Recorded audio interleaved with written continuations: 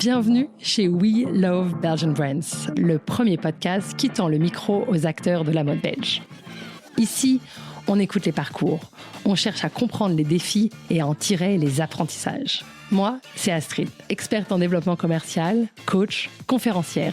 Et ce qui m'anime, c'est l'entrepreneuriat et accompagner les femmes dans la croissance de leur business et dans leur réalisation personnelle. Et moi, je suis Lynn et vous me retrouvez une semaine sur deux pour les épisodes en néerlandais. Alors voilà, tous les jeudis sortiront un épisode.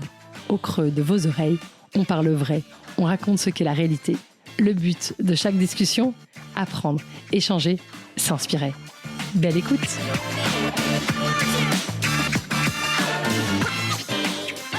Il n'y a pas de doute, dans le secteur de la mode, il faut désormais maîtriser le digital pour réussir.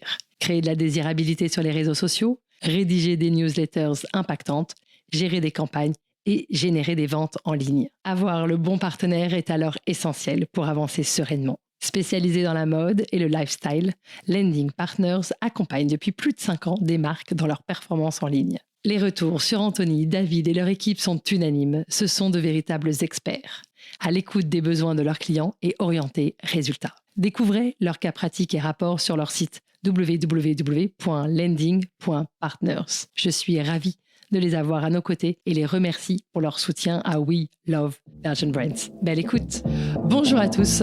Ce jeudi 7 novembre 2024, nous avons eu la joie de célébrer le 100e épisode de We Love Belgian Brands. Et nous ne l'avons pas que célébré, nous l'avons aussi enregistré. C'est cet échange que vous vous apprêtez à mettre dans vos oreilles. Pour cet épisode assez exceptionnel, nous étions au MAD devant une centaine de personnes et j'ai eu vraiment la grande joie de faire vivre cette rencontre avec Esfan Ektesadi de la marque Essentiel et Marion Sjoteton de la maison Horta.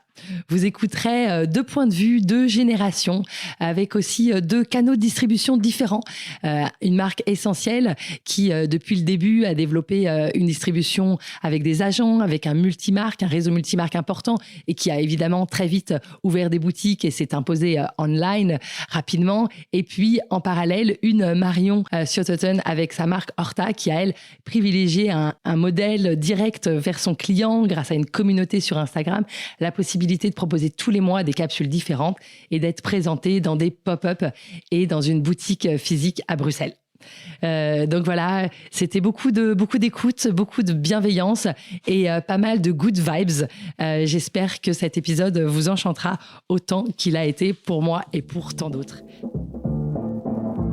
Merci à Marion Sjoteton, cofondatrice de la marque Horta, et à Esfan Ektesadi d'Essentiel d'être là à mes côtés pour célébrer et écouter leurs histoires passionnantes et célébrer la mode belge, puisqu'aujourd'hui on enregistre ce 100e épisode de We Love Belgian Brands, le podcast qui donne la parole aux acteurs de la mode belge. Donc merci à vous, merci à tous les deux d'être là. Merci Astrid pour cette Merci invitation. Astrid et félicitations à toi et à ton équipe et puis à ce que tu réunis, tout ce que tu organises. Bravo. Merci. Parce qu'on ne se rend pas forcément compte, mais on a une centaine de personnes devant nous ce soir. Ouais. Et 100e épisode, c'est beau. C'est beau à voir, bravo. Ouais, surtout que mon équipe étant composée de mon bras droit, mon bras gauche, mon cerveau et tout mon cœur et mon âme. Mais c'est un vrai chouette projet de cœur qui m'anime toujours encore aujourd'hui. C'est ce qu'on disait, ça se sent et c'est pour ça qu'on est là. Exactement. Hein, merci. Justement, c'était un des points communs qui me donnait envie de vous rejoindre, de vous rassembler aujourd'hui. C'était la passion, c'était la persévérance, c'était l'ambition. Je trouvais que c'était vraiment 3 mots qui vous caractérisaient bien tous les deux. Je voyais aussi que tous les deux, vous aviez cet état d'esprit où il n'y a pas de plan B, où il n'y a qu'une seule voie. Et par rapport à ça, j'avais envie de vous donner la parole à tous les deux pour savoir, alors peut-être avec toi, Marion, en premier, dans quelle mesure cet état d'esprit, c'est celui qui t'accompagne tous les jours dans le développement de ta marque? Je pense que quand on se lance, on se dit qu'on y va et puis on verra après. Et ensuite, plus les mois passent, plus les expériences se font et plus on se dit qu'il faut être déterminé. Je pense que se dire qu'il n'y a pas le choix, je pense que ça aide au quotidien. Et je pense que moi, c'est finalement une leçon que j'ai apprise ces dernières années, c'est dans l'action, avancer. Chaque jour, que ça soit un tout petit peu, mais avancer. Et donc, effectivement, pas avoir de plan B pour avoir une ligne directive. Alors bien évidemment, on a des échecs sur le parcours. Souvent, c'est les plus grandes leçons, mais voilà, se dire qu'on va y arriver et qu'il n'y a pas de plan B, c'est exactement ça, qu'on va y arriver. Et toi, Esfane, c'est quoi l'ambition qui t'anime toujours aujourd'hui après moi, 25 je fais ans? office de dinosaurus ici, ça fait 25 ans. Marion, tout content de voir qu'il y a des jeunes personnes avec une tête bien faite qui continuent, parce que ce métier, c'est tout le temps en évolution. Ce qu'elle dit très bien, c'est qu'en fin de compte, le plan B ou le plan A, ce qui compte surtout, c'est d'abord une ligne qui est plus ou moins tracée par rapport à tes ambitions et ce que tu dois faire, parce que c'est un métier où il y a énormément de choses à faire et il faut avoir beaucoup de rigueur. Alors, parfois tu fais des erreurs, mais surtout ce qui est important, c'est de prendre des décisions et de savoir où tu vas. Et ça, je pense que c'est le plus compliqué. Je pense que c'est ce qui fait la différence entre, si je peux me permettre, pas une question juste de mode, mais de réussite. Et je pense que c'est pas pour rien, si j'entends et je vois ce qu'elle fait, ce qu'elle réussit aujourd'hui, c'est qu'elle prend des décisions, elle prend des risques, mais elle trace la route. C'est ça qu'il faut. En off, on parlait de ça en préparant cette interview, de l'importance de savoir prendre des décisions. Comment on fait, Esfane, pour prendre des décisions? On a un gut feeling et puis on participe, on a des gens qui nous aident à prendre des décisions, des gens qui sont là près de nous, qui nous connaissent, avec qui on peut partager des doutes, des questions. C'est pas juste un one-man show, je veux dire, on a un ressenti, comme dans tout. Et puis après, je pense que ce qui est très important, c'est de pouvoir prendre des décisions. Le pire, c'est de ne pas prendre, pas savoir trop bien quoi faire, de ne pas prendre aucune décision importante. Il y a des choses dans notre métier qui sont réactives tout de suite. Mais tu te prépares, hein, c'est pas la première décision, tout ça se prépare, c'est comme faire une collection, les gens qui me demandent comment vous faites une collection, comment vous décidez les couleurs, comment vous faites chaque saison pour vous renouveler, mais c'est pas quelque chose qui s'explique, c'est quelque chose qui se ressent. Non ? Super intéressant. Et pour rebondir sur le super podcast que vous avez fait ensemble avec Esfane, que j'ai beaucoup aimé, à un moment donné, on a aussi ce rôle de chef d'entreprise, on ne peut pas plaire à tout le monde et on doit prendre des décisions qui ne vont pas plaire à tout le monde et il faut les prendre pour le maintien de la société, pour le bien-être de l'ensemble. Et donc, il faut avoir des fois aussi incarner ce mauvais rôle qui n'est pas toujours évident à prendre, mais qu'il faut prendre en disant « Ok, je sais pourquoi je le fais », donner les explications, mais voilà, on ne pourra pas faire des heureux partout. Et je pense que c'est aussi ça, à travers ça, la prise de décision.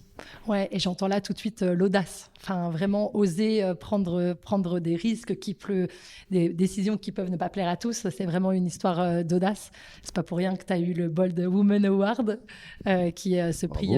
Ouais, c'est selon moi un des plus beaux prix, en tout cas en Belgique, de la Bold Woman Award, représenté par la maison Veuve Clicquot, et je suis très très fière de l'avoir. Bravo. Merci. Ouais, audace, ambition, c'est vrai que c'est des mots-clés dans la mode, la persévérance aussi. Ce qui est intéressant avec vos deux maisons, Horta et Essentiel, c'est que vous êtes partis aussi avec deux business models un peu différents. Essentiel ayant développé plutôt du B2B au départ, et puis évidemment a très vite ouvert ses boutiques, et puis s'est mis sur online, là où avec Horta, le choix a tout de suite été d'aller directement vers son client. C'est quoi aujourd'hui les apprentissages pour vous deux de cette évolution de développement commercial ? Je pense qu'on n'est pas de la même époque. Ouais. Je pense que si j'avais démarré, c'est ce que je lui ai dit tout à l'heure à Marion, si j'avais démarré aujourd'hui, je pense que j'aurais fait le modèle qu'elle fait. Pouvoir parler directement à ta clientèle, à l'audience, pouvoir la cerner. Aujourd'hui, les outils du e-commerce te permettent vraiment d'avoir une analyse de plus en plus précise de ce que tu fais. Et je pense que tu peux éviter des livraisons, tu fais ton timing. Tu organises exactement toute ton histoire sur un timeline sur une année, et je pense que c'est beaucoup plus efficace. Maintenant, aujourd'hui, c'est pas que je regrette du tout, je suis très content d'avoir développé tout ça, on est très content de faire du wholesale et du B2B encore, ça nous apporte beaucoup de connaissances de marché, mais en même temps, je pense que ça te permet parfois d'aller moins vite. C'est-à-dire que tu as plus de charges, tu as plus de choses, tu peux moins mettre un focus exactement sur une stratégie. Tu auras une multiple stratégie parce que c'est différentes manières de traiter les choses. Je pense que la grande force de Marion, et je le vois et je l'entends, et c'est de la volonté exactement de mettre une direction de A jusqu'à Z et de maintenir tout ça sur un seul cap. Nous, on est obligé de répondre à différentes périodes. Tu as des salons, tu as des livraisons différentes, tu as des clients. Par exemple, si tu veux, aujourd'hui, tu as des périodes de soldes. On est obligé de respecter ce qu'on veut faire de toute façon pour le produit. C'est pas qu'on veut solder. Au contraire, on est de plus en plus attentif à ces périodes-là. Mais quand même, tu as des inconvénients. Je veux dire, je pense qu'aujourd'hui, pouvoir gérer tout de A à Z, c'est fantastique. Ouais, ça te donne plus d'agilité En effet, effectivement, oui. C'est une force. Après, je pense qu'on s'adapte aussi à notre société qui évolue toujours plus vite. Nous, on a commencé entre 2017 et 2018 où c'était vraiment l'ère des DNVB. Et donc, on s'est placé directement là aussi parce qu'on a commencé sans fonds d'investissement et tout ça. Donc, ça joue aussi. Moi, j'ai débuté avec 15 000 € pendant plus de 5 ans en poche. Donc, c'était un choix. Et ensuite, voilà, aujourd'hui, on évolue. Aujourd'hui, on a notre flagship à Bruxelles, mais on ouvre au Luxembourg, à Paris dans quelques mois. Et donc, on s'adapte aussi à la demande et à la société. Aujourd'hui, on a une clientèle qui revient beaucoup plus vers le retail. En tout cas, c'est comme on le ressent chez Horta. Et donc, on essaie de s'adapter à la société. Parce qu'en effet, on l'a vu aussi que ce côté only digital, ça a aussi ses freins. Et donc, il y avait aussi un impératif, et tu l'expliques aussi dans l'épisode, que tes clientes, elles étaient en demande de toucher, de voir, de porter, et que d'un pop-up, tu as ouvert une boutique permanente. Et aujourd'hui, c'est encore le développement à venir. Tout à fait. Et puis aussi, quand on veut passer à un certain stade, je pense qu'il faut avoir pignon sur rue et que la cliente, quand elle se balade, puisse rentrer dans notre boutique et découvrir notre marque. Ouais. Je crois que l'un va pas sans l'autre aujourd'hui. Je pense qu'il n'y a pas un métier de e-commerce uniquement. Non. Je pense qu'aujourd'hui, il y a quand même, en plus dans l'expérience dont on parle aujourd'hui, et c'est vrai, on met énormément d'attention dans les boutiques et c'est le seul point vraiment d'attention, de moment, que tu peux avoir une rencontre. Par contre, ça demande énormément de formation, de plus en plus aujourd'hui, d'équipe, de savoir recevoir. C'est un point de rencontre, une boutique aujourd'hui. C'est une manière de recevoir les gens, c'est toute l'image qui doit en un seul moment se dégager. Et c'est à travers des personnes qui sont dans les magasins. Tu n'es pas directement toi-même là. Donc ça prend une organisation importante. De plus en plus, on met le focus beaucoup sur la formation des équipes et sur la manière de recevoir les gens. Ouais. Il y a un vrai sujet sur l'expérience client, c'est vrai. Ouais, et je pense qu'aujourd'hui, c'est ça l'intérêt de plus acheter en ligne et d'aller justement dans une boutique, c'est d'aller chercher une expérience, quoi. Du service. Par contre, ce qu'on doit aussi avouer, c'est que ça coûte de l'argent. Ça coûte parfois plus d'argent ou plus de risques que d'aller directement en B2C. C'est des risques en termes de stock, c'est évidemment des frais de loyer de boutique, là où le B2B, ça a permis, en tout cas aussi à une époque, la vôtre, quand vous avez démarré il y a 25 ans, d'anticiper une production. Oui, moi j'ai commencé avec des t-shirts, donc c'est pas trop cher. Ouais, ça m'a aidé à démarrer facilement. Mais ça, c'est une question plutôt qu'il faut poser à Marion, parce que quelque part, quand tu commences avec un web où tu n'as pas de point de vente pour commencer des productions et mettre des volumes sur des stocks, où on te demande quand même de produire à une certaine quantité, c'est pas évident. Non. Ouais. Pour ça que j'ai fait du B2B, parce que ça permet déjà de grossir les stocks, et après ça, de commencer. Je veux bien savoir, quand tu démarres, comme tu dis, avec 15 000 € et que tu dois produire pour commencer, comment tu mets les quantités sur quel article? Alors moi, j'ai pris la décision de faire très peu d'articles au début, 5 modèles. J'avais pas des t-shirts, mais presque. Dans l'idée. Ouais. Une blouse, effectivement. Et en fait, c'est activer tout ce qui est possible d'activation. Donc tout de suite, déployer des pop-up stores, l'influence, la presse, alors qu'on n'a pas forcément les moyens, mais aller de nous-mêmes, aller chercher. Moi, je dis souvent, j'ai eu pendant longtemps pas eu d'agence de presse, pardon. J'allais chercher moi-même les adresses mail et tout ça, ça joue. Aller chercher l'influence aussi qui joue beaucoup aujourd'hui. Et nous, on a eu cette chance, j'ai du mal avec ce mot parce que je pense qu'on se crée notre chance, de constituer assez rapidement, alors que je venais pas du milieu de la mode, je venais pas du milieu de la presse, j'avais vraiment aucun contact. J'avais 200 abonnés, créé une communauté assez forte sur les réseaux sociaux qui nous ont suivis. Et en fait, grâce à 2-3 éléments, nous ont créé des précommandes. Ce qui crée une avance de trésorerie, un peu à la wholesale finalement. Bien. Et donc, ça a permis vraiment de se développer au fur et à mesure. Et nous, c'était vraiment le côté, on a eu cette chance d'être sold out en quelques minutes pendant 5 ans. On tenait 10 à une demi-heure nos stocks, peu importe l'évolution. Et donc il y avait eu un lancement de... Ouais, c'était le rêve. C'était le rêve. On est dans une autre période aujourd'hui. Qu'on rassure tout le monde. Mais oui, effectivement, c'était différent, mais c'était challenging. En fait, il fallait trouver des ressources par nous-mêmes. Non, mais le précommande, bravo. C'est une manière, comme tu dis, ça dit ce que ça veut dire. Ça permet aussi de pouvoir comprendre et de pouvoir diriger les achats. Parce qu'à la fin, c'est ça, dans le métier. Mais c'est comme vous qui avez fait en 4 jours 57 bons de commande votre premier showroom à Paris en 2001. Donc c'est aussi une autre époque. Mais c'est la même histoire dingue. C'est aussi... Oui, c'était fantastique. C'était un moment de lévitation. Tu as l'impression que tu rêves complètement, tu ne sais pas ce qui se passe. Mais bon, enfin, on ne sait pas qu'on ne savait pas ce qu'on faisait. On était là, mais on ne s'attendait pas à ce qu'il y ait un tel succès ressenti des clients. On était étonnés de voir le premier client qui rentrait sur le stand. Et Ying est venu chez moi en me disant « Il est là pourquoi ?» Je pense qu'il vient regarder la collection. Et du coup, ça a pris et puis ça a fait boule de neige sur 4 jours. C'était un moment fantastique. Ouais. Et ce qui nous a permis de grandir aussi, rapidement. Il faut, comme tu dis, il faut de la chance. Enfin, c'est pas la chance. Tu fais ce qu'il faut pour ouvrir des pistes. Mais après, si on est parti à Paris en camionnette, monter le stand tous les deux pendant la nuit et être prêt le matin à s'endormir, mais être enthousiaste et plein d'idéal, il n'y a rien qui serait passé. Oui, c'est sûr. La passion, ça reste quand même l'ingrédient indispensable. Et beaucoup de travail. Ouais. Et beaucoup de sacrifices, je pense que c'est important de le dire. On ne se rend pas forcément compte, surtout à l'ère des réseaux sociaux, où tout a l'air beau et très lissé. Mais c'est beaucoup de sacrifices. On parlait justement de la gestion des enfants. Je demandais des conseils. Je disais, mais comment tu fais, comment tu faisais quand ils étaient petits, etc. Et c'est vrai que c'est beaucoup de sacrifices sur ça. On sait pourquoi on le fait. Et ça a permis d'avoir aussi une ligne de direction, mais c'est important de le dire.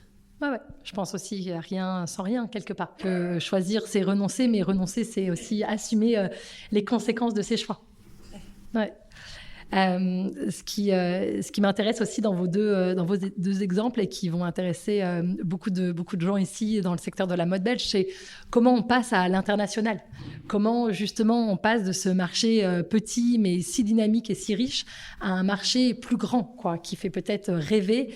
Comment on va justement à l'international aujourd'hui ? Moi, c'était une évidence. Je ne me suis jamais posé la question si on allait vendre qu'en Belgique ou pas. Il me semblait que directement, on voulait avoir une marque qui se vende partout. Je me suis jamais dit, on va faire une collection qui va s'adresser juste à une clientèle belge. C'était depuis Day One. Donc, je me suis jamais vraiment. C'est pas une stratégie. C'était même pas une question. Depuis toujours, on savait qu'on voulait vendre à l'étranger. Quand on a fait ce premier salon à Paris, c'était. On n'était pas sûr qu'on était à notre place, parce que bon, on n'était pas sûr trop de savoir, mais on avait l'ambition d'y aller, de faire quelque chose, de démarrer une histoire en dehors, et puis les choses se mettent en place. Et aujourd'hui, vous êtes à 60% de chiffre d'affaires à l'international Un peu plus même. Un peu plus. Ça commence à... Oui, mais ça a pris longtemps. Ouais. Beaucoup de souffrance dans le sens que c'est beaucoup d'investissement sans savoir. Quand tu signes une boutique, la première boutique qu'on avait à Paris, j'ai fermé après 3 ans, j'ai perdu beaucoup d'argent, puis je suis retourné quand même à Paris, puis j'ai réessayé, puis c'est beaucoup de persévérance. Et tu as ton CFO qui dit mais enfin il faudrait arrêter la France, et tu dis mais tu comprends rien, on va continuer la France parce que on doit être en France et il faut passer. Et il faut du courage et de la persévérance, mais surtout il faut croire à son envie de réussir. Je pense qu'il faut beaucoup la chance, mais c'est pas de la chance, exactement ce que tu as dit tout à l'heure. Je pense qu'il faut mettre en avant les qualités qu'on pense qu'on est capable de faire, et il faut pas écouter les gens. Et si tu écoutes que les chiffres, tu fais rien. Et puis un jour ça prend. Et aujourd'hui, on a la chance de pouvoir réussir. Et en France, on est à plus de 30% sur les boutiques aujourd'hui, à Londres plus de 57%. Et je le dis pas avec prétention. Mais c'est juste parce que c'est une réalité qui, d'un seul coup, tu as une période d'intégration qui coûte, quoi qu'il se passe, de l'énergie, de l'argent, de la souffrance, parce que tu n'es pas sûr. Et il faut continuer, il faut traverser. Et puis ça passe, et puis là, aujourd'hui, on est content. Ouais, persévérance, ténacité.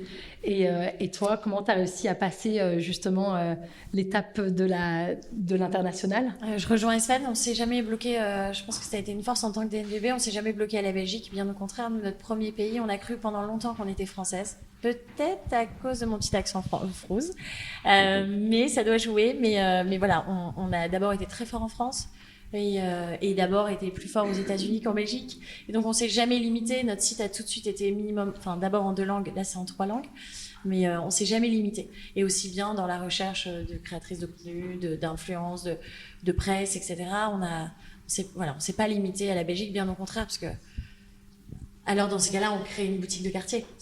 Voilà, je connaissais mes ambitions et donc.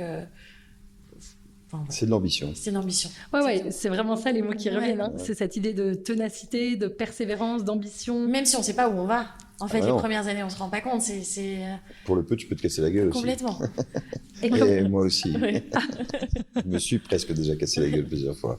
Et alors, comment on fait pour pas se casser la gueule et avoir autant de courage? D'abord, moi, j'ai Inga, depuis toujours, qui est un soutien sans faille et exceptionnel, avec qui on a tout partagé, on a tout construit ensemble, on a fait des enfants ensemble, on est partenaires dans le meilleur et dans le pire, et puis surtout, c'est des forces de la nature qui te permettent d'être avec un tel optimisme que tu traverses toutes les tempêtes, et je pense que c'est aussi grâce à ça, certainement, c'est pas juste moi. Ça, c'est clair. L'entourage, être à deux. Ça crée tout ce qu'il faut pour... ça fait une balance toujours, parce qu'on n'est pas du tout les mêmes envies. Je pense qu'elle a moins d'ambition que moi, à la base. Par contre, elle va beaucoup plus loin dans les choses qu'elle met en place. Elle est vraiment presque autiste, parfois même, je trouve qu'elle est... Non. mais c'est ce qui fait sa force, et ce qui fait sa beauté. Et je pense que c'est ça aussi, c'est la rencontre de personnes aussi. Ouais. Je rejoins tout à fait, je suis associée à mon conjoint Gauthier Prouveau qui m'accompagne depuis le début de cette aventure, et ça a été la force, notre complémentarité sur tous ces sujets. Et de se faire confiance à 100%, de savoir aussi nos forces à chacun et de savoir bien les exploiter à un moment précis. Ça a été une vraie force. Super. C'est quoi alors à toi Marion, tes plus grands apprentissages dans ces dernières années? Ils ont été nombreux. Que tout passe. Que tout passe. En fait, c'est un moment précis de votre vie et qu'après, il faut voir le point parmi une Mac Monde. En fait, c'est un moment précis. Qu'on peut avoir le contrôle sur beaucoup de choses, mais pas sur 2 choses, la santé et la géopolitique, les contextes géopolitiques. Pour moi, c'est ces 2 points. Et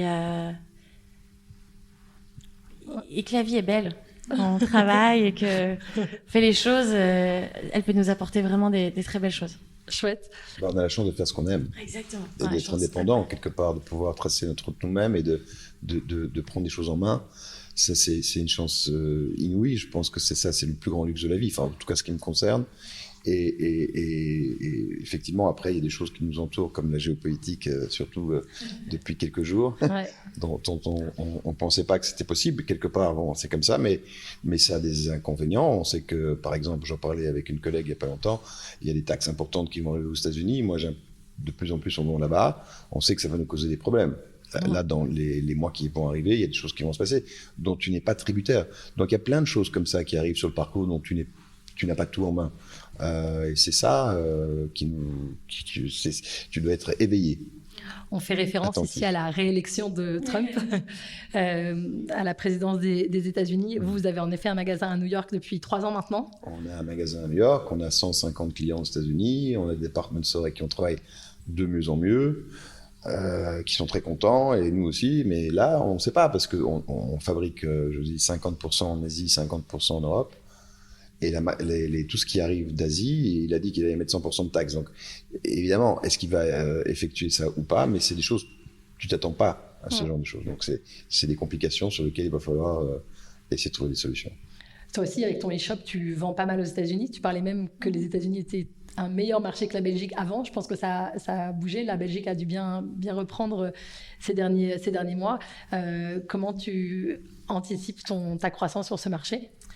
On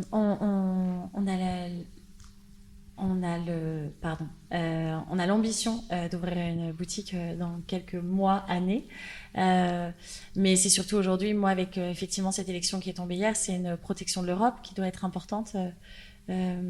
Aujourd'hui, Horta a une confection pour notre part 100% européenne et c'est vrai qu'on connaît les enjeux qui vont être liés aussi à cette élection et un renforcement de l'Europe qui est importante pour qu'on puisse préserver nos entités, nos entreprises, nos savoir-faire, etc. Donc, il y a un vrai enjeu à ce niveau-là. C'est même pas qu'on est en Asie par rapport au prix. Aujourd'hui, on est en Asie parce que ce sont des gens qui ont le savoir-faire, la soie, les broderies en Inde, fait main. Je sais pas où je peux les faire. Non, je suis tout à fait d'accord. On est arrêté à cause de ça, non ? Et c'est une problématique qu'on est en train de voir. Je comprends. Donc nous, on fabrique vraiment ce qu'on pense être au meilleur endroit, les gens qui ont les connaissances du produit, et on fait ça depuis des années. Et je trouve ça très bizarre qu'aujourd'hui, on nous impose de changer complètement de métier. C'est des gens avec qui je travaille depuis presque 25 ans, plein de confiance, et qu'il y a aussi une connaissance de notre métier, il y a une connaissance du produit.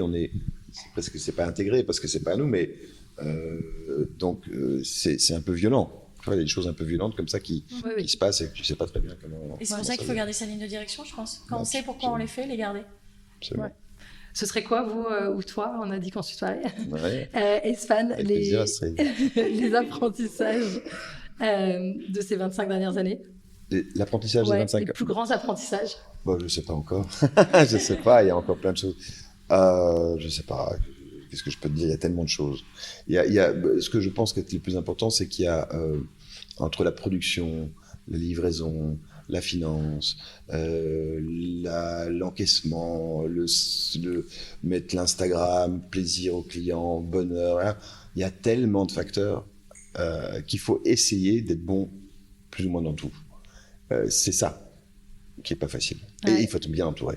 C'est pour ça qu'on a des équipes de plus en plus importantes pour essayer de répondre à tout ça.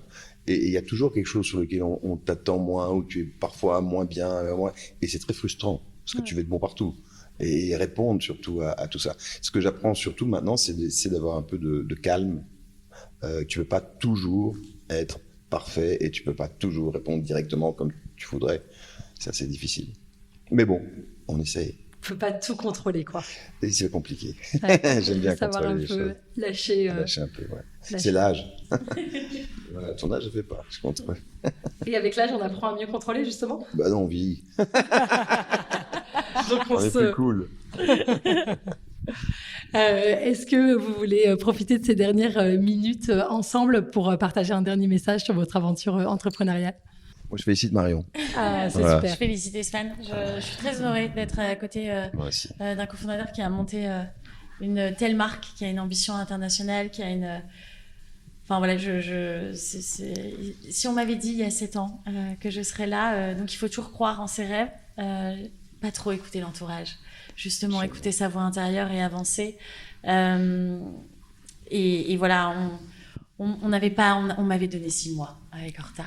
En 2018, les banques refusaient de me financer. Aujourd'hui, ils nous courent après. On veut toujours pas d'eux. Mais voilà, c'est que c'est possible.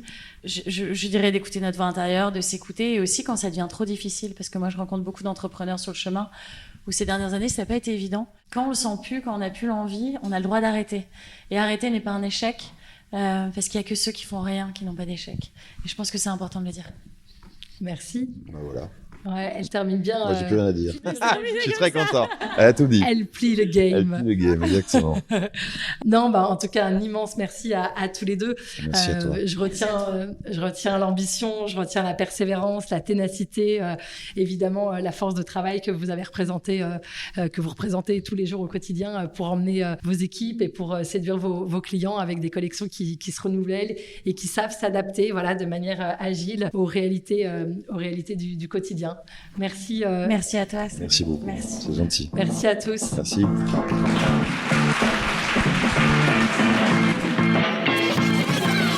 Merci beaucoup d'avoir écouté cet épisode jusqu'au bout. J'espère qu'il vous a plu. Et si c'est le cas, je vous invite à le partager et à le noter de 5 étoiles. Ensemble, diffusons les histoires inspirantes et les conseils précieux des entrepreneurs qui constituent la mode belge. Et si vous voulez en savoir plus, rejoignez-nous sur Instagram, WeLoveBelgianBrands_podcast, et aussi sur LinkedIn, sous les pages Astrid.lefebvre et Lynn de Gromme.